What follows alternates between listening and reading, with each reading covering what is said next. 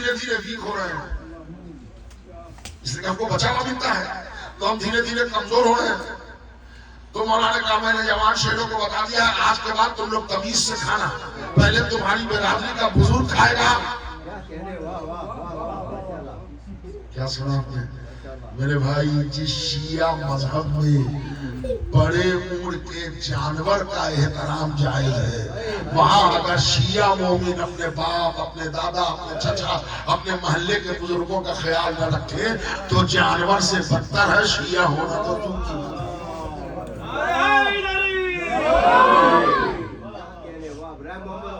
یہ بھی ذہن میں رکھیے.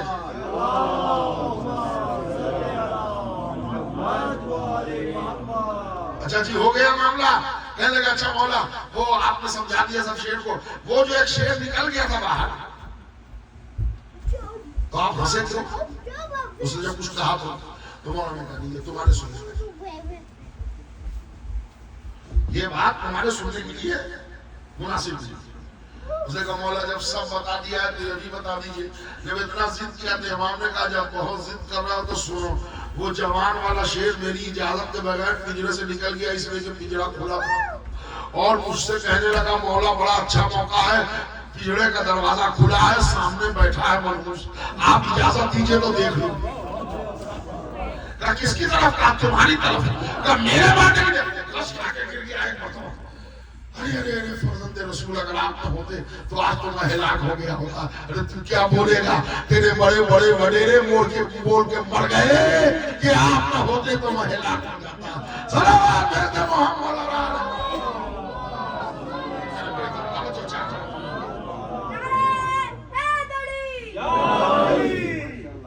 اور ہمارا جوہر بقا، روح مٹتی نہیں ہے. دوسرا جوہر دیکھیے میں بھول گیا، دوسرا جوہر کیا بتایا تھا میں نے؟ جوہر بقا، جوہر ارتقا. مولا سلامت رکھے آپ. دیکھیے یہ میں ٹریسی سے یہ تحفہ لے کر جاؤں گا، اس لیے کہ جہاں آپ بھی جائیے نا تو لوگ پوچھتے ہیں کیسا رہا وہاں، پہلی مرتبہ کہتے کیسے تھے لوگ، کیا تھے، تو وہاں آپ ہی بولتا ہے. جیسے میں ابھی 10 دن جہاں میں نے اشرف رہا ہے البنی میں، تو وہاں کی میں نے مجھے تعریف اچھی لگی اس لیے کہ 15 دن وہاں رہا، 15 دن میں ایک دن جھگڑا نہیں ہوا خدا کی قسم کر. اور اتنے سویلائز میں مزاداری ہوئی، چائے بھی اور ناشتہ بھی اور کھانا بھی اور نماز بھی اور سب کچھ بالکل آرام سے، مجلس بھی اور سب. تو میں نے بہت پتہ لگایا اس پر. تو معلوم ہوا کہ اس کمیونٹی میں ایک بات پہلے ہی دن طے ہے، صدر سیکریٹری اور کسی بڑے عہدے کے لیے ہم جھگڑا نہیں کریں گے. اس لیے یہاں چکری نہیں ہے، کون چلا رہا ہے، کیسے چل رہا ہے، چلنا چاہیے، سب دیتے ہیں چلتا ہے تو تعریف ہوتی ہے. ویسے ہی آپ کی سماعت کی تعریف کو میں ضرور کروں گا، اس لیے کہ دیکھنے میں یہ مجمع چھوٹا ہے، سمجھنے میں بڑا ہے. کل کے جملے بھی آپ کو یاد ہے اور آج کے جملے بھی یاد ہیں. اس کا مطلب یہ ہے کہ آپ مجلس عادتاً نہیں سن رہے ہیں، عبادتاً سن رہے ہیں. جوہر ارتقا سنیے، یہ علی مدد کہاں مولا آتے ہیں. یقین کیجیے آتے ہیں. جس شے سے تمہاری روح بنی ہے اسی سے ہمارا جسم بنا. تمہاری روح میں دوسرا جوہر کیا ہے؟ جوہر ارتقا. ارتقا کے معنی قرآن کی بلندی کی، اونچائی کی، پرواز کی. مولا مثال دیتے ہیں. میرے بھائی ذرا کوشش کریں ہم کہ اپنی روایت بھی سنیں، خالی بخاری میں علی کو نہ ڈھونڈے دوسرے کو سمجھانے کے لیے. ہماری مجلس کا مقصد نہیں کہ لوگ اوپر سے پکڑ کے لوگوں کو یہاں لے آئے. ہمارا مقصد یہ ہے کہ جو کشتی نجات میں بیٹھے ہیں وہ بھاگنے نہ پائے. اس لیے کہ بیماری بہت جلدی لگ جاتی ہے. جوہر ارتقا مولا فرماتے ہیں، ارتقا کے معنی قرآن کی بلندی کے، اونچائی کی. کیا مثال دی ہے ہماری جان قربان علی ابن ابی طالب، آپ پر ہمارے ماں باپ قربان. مولا فرماتے ہیں جیسے تمہاری روح سفر کرتی ہے کب؟ جب تم بستر پہ سو جاتے ہو تو تم کو ہوتی ہے خواب. خواب میں تم دوسرے شہر چلے جاتے ہو، جسم بستر پر رہتا ہے.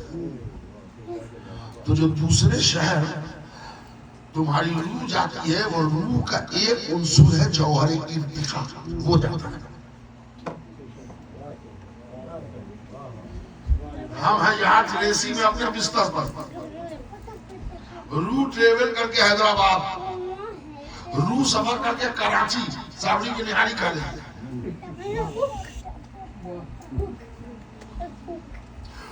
اب ہم سوئے ہوئے ہیں اپنے یہاں کیلیفورنیا میں اپنے بستر پر، معلوم حیدرآباد ہاؤس کے کھٹے دال کھا رہے ہیں. یہ روح وہاں کیسے چلی گئی کہ خواب ہوتا. ہم کربلا چلے گئے، ہم نجف چلے گئے، وہاں تو آدمی کم جاتا ہے خواب میں، جو بات ہے فیکٹ ہے. ہم جرمنی چلے گئے، ہم انڈیا چلے گئے، ہم پاکستان چلے گئے. جسم کہاں ہے؟ بستر پر. آپ کہاں ہیں؟ امریکہ میں.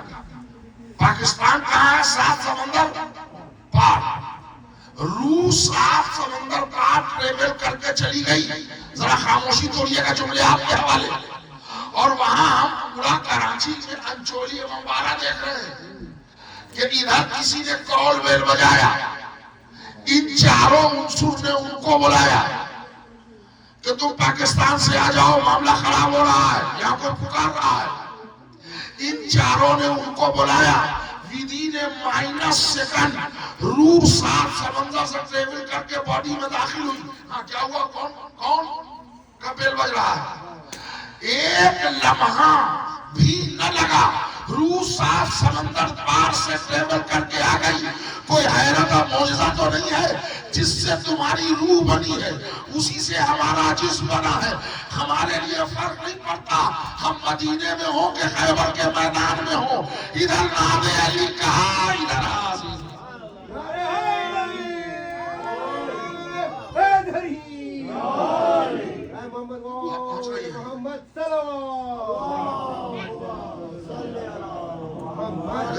آپ پہنچ رہی ہے نا؟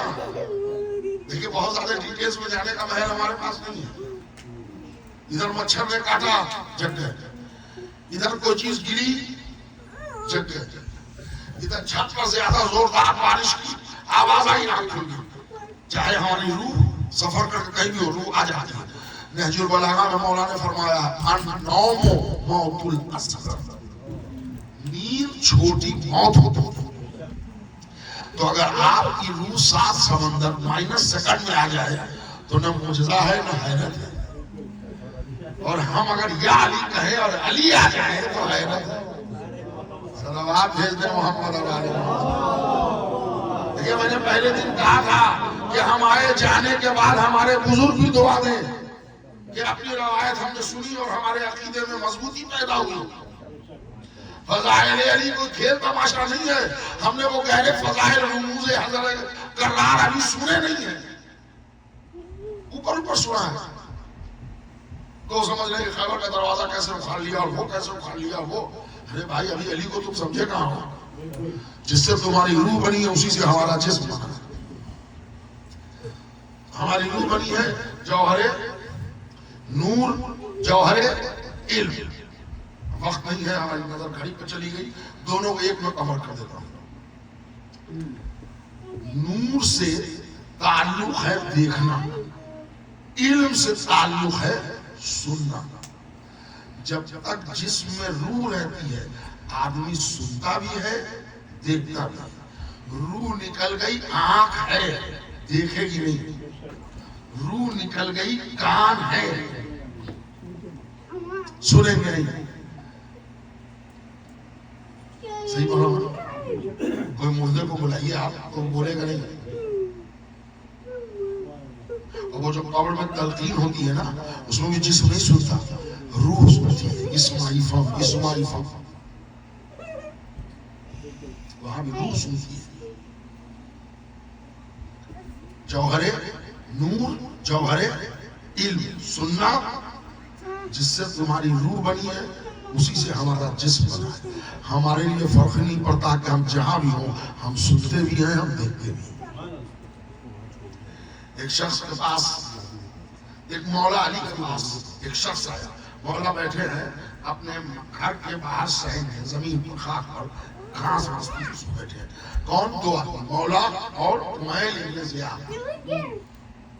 ایک شخص آیا، اس نے بڑے ادب سے سلام کیا اور کہنے لگا مولا میں آپ کا شیعہ ہوں، آپ نے پہچانا؟ تو مولا نے کہا تم ہمارے شیعہ نہیں، کام کیا ہے بولو۔ وہ بیٹھ گیا اور وہ 1000 دلیل دینے لگا کہ میں پیور شیعہ ہوں پکا۔ جیسے ہم بھی تو پوری دنیا گھومتے ہیں نا، جو آدمی مقصد ہیں وہ ہم کو آگے سمجھاتے ہیں ہم مولائی ہیں۔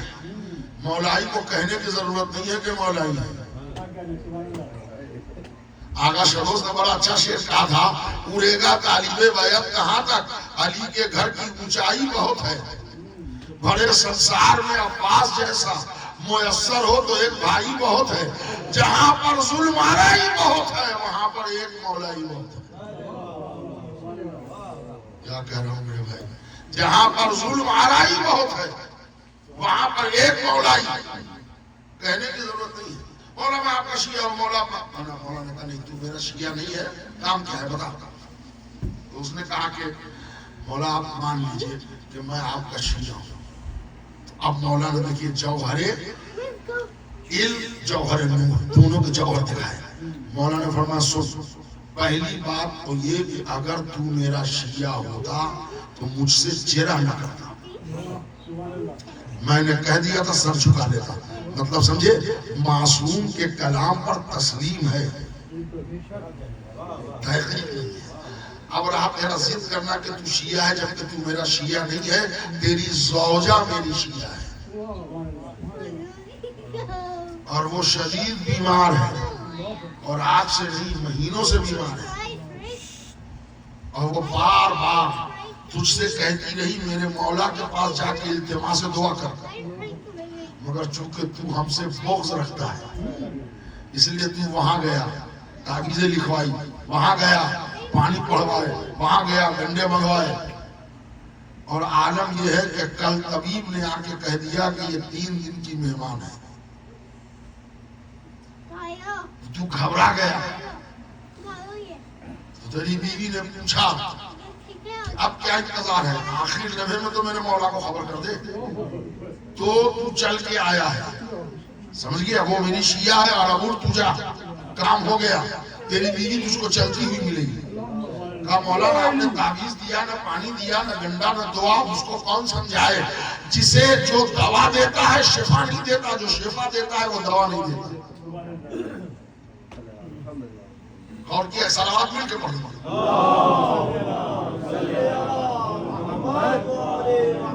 اب یہ جملہ آج سنیے، مجلس کا تحفہ آپ کے لیے۔ وہ تو چلا گیا، سنتے بھی ہیں دیکھتے بھی ہیں۔ 1000 مثالیں اس کی دے سکتا ہوں۔ کمیل ابن زیاد کہتے ہیں مولا وہ اس کی بیوی آپ کی شیعہ ہے، وہ کیا کہہ رہی تھی، کیا بول رہی تھی، جب آپ سن بھی رہے تھے دیکھ بھی رہے تھے۔ مولا اپنے شیعوں کو پہچانتے ہیں، یہ آپ کی فضیلت پر مولا نے کہا۔ مولا فرماتا کمیل کیسی باتیں کر رہے ہیں، ابھی ہی نہیں صبح قیامت تک ہونے والے ہر شیعہ کو میں علی شکل سے، صورت سے، نام سے، ولدیت سے، چہرے سے پہچانتا ہوں۔ وہ ہماری ولایت کا اقرار بعد میں کرتے ہیں، ان کا چہرہ اللہ پہلے ہم کو دکھاتا ہے۔ اپنی حیثیت پہچانیے۔ پھر 5ویں چیز جوہر خوشبو۔ یہ جو آپ ایک دوسرے کے پہلو میں بیٹھے ہیں نا، یہ جوہر خوشبو کی دین ہے۔ اگر انہی میں کا کوئی مر جائے ان کے ساتھ کہیے کہ رات بھر ایک چادر میں لیٹ جائیے، کوئی نہیں لیٹے گا۔ بلکہ اگر اکیلے کمرے میں میت رکھی ہے تو اکیلے بیٹھنے میں بھی ڈر لگے گا۔ کیوں؟ جوہر خوشبو نکل گیا، اب نام بدل گیا، میت ہے، جنازہ ہے، باڈی ہے، ڈیڈ باڈی ہے، نہ ابا رہے نہ اماں، اب ہو گئی باڈی۔ ایک صاحب کے انتقال ہو گیا، معلوم ہوا ان کے والد 80 سال کی عمر میں دنیا سے چلے گئے۔ واٹس ایپ کی دنیا خبر لگی، صبح صبح پہنچ گئے 2-4 بزرگ تعزیت دینے۔ میرے بیٹا اللہ صبر دے، تمہارے ابا کا انتقال ہو گیا، بہت افسوس ہوا، جنازہ دفن کب کرو گے؟ تو نے کہا ہے کہ جنازہ، کہہ لے ابا کا، کہہ لے نہیں ہم ابا کو دفنائیں گے نہیں۔ کیوں بیٹا کہ ابا 80 سال کے ہو کے بڑے، ہم 80 مہینے ابا کو مہمان رکھیں. بزرگوں نے کہا کہ آپ کے والد کی موت کا اثر آپ کے دماغ پر ہو گیا ہے، اب آپ میت رکھ نہیں سکتے ایسے، میت سڑنے لگے گی، بدبو آ جائے گی، حالات خراب ہو جائیں گے، جسم بگڑنے لگے گا. کیسی بات کر رہے ہیں چچا؟ 80 سال ابا رہے تو جسم نہیں سڑا، 80 گھنٹے میں جسم متاثر ہو جائے گا.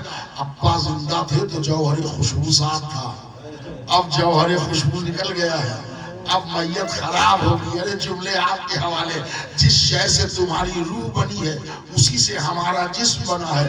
ہمارے لیے فرق ہی نہیں پڑتا ہم 3 دن کے بعد دفنائے جائیں یا 40ویں دن دفنائے جائیں یا ہمارا سر 1 سال کے بعد دفنایا جائے.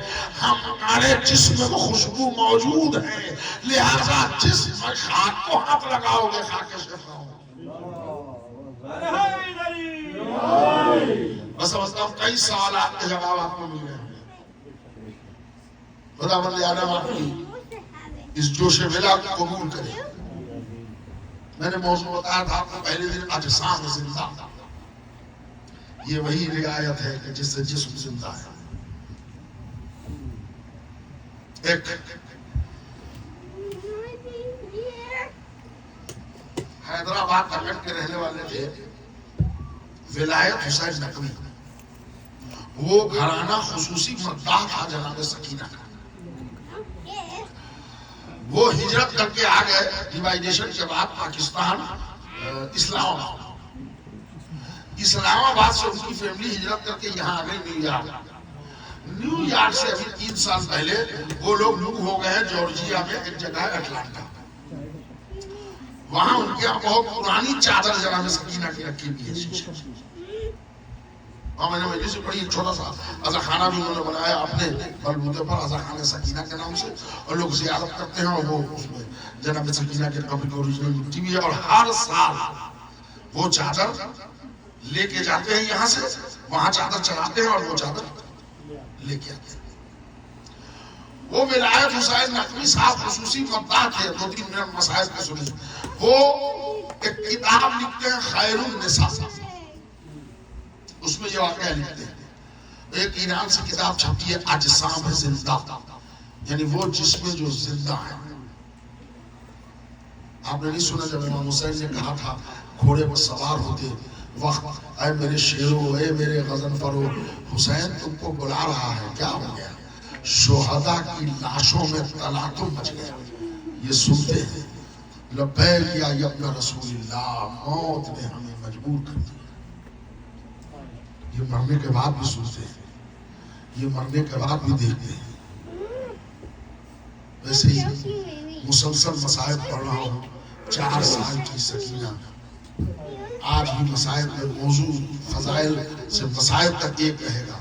وہ جسم جو زندہ ہے، یہ 4 سال کی بچی گھٹ گھٹ کے زندان میں مر گئی.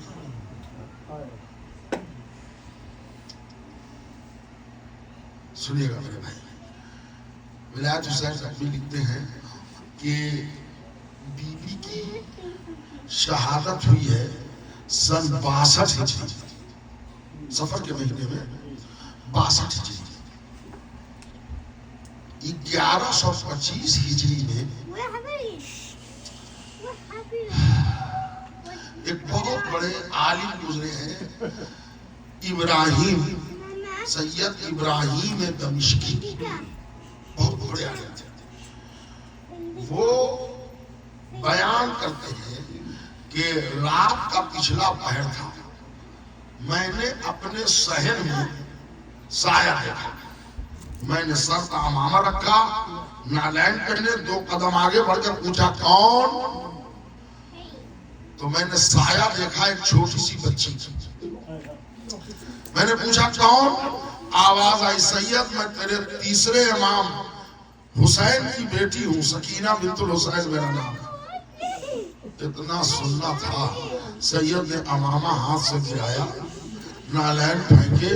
بی بی پاک آپ تشریف لائیں، خیریت ہے؟ کیا کوئی غلطی تو ہم سے نہیں ہوئی؟ سنیے گا میرے دوستو، وہ جس میں جو زندہ ہے سکینہ آواز دیتی ہے سید نہیں میں اس لیے آئی ہوں کہ میری قبر میں پانی آ رہا ہے، کل حاکم وقت مزدور کو بھیجے گا، ہماری قبر پختہ بنائی جائے گی۔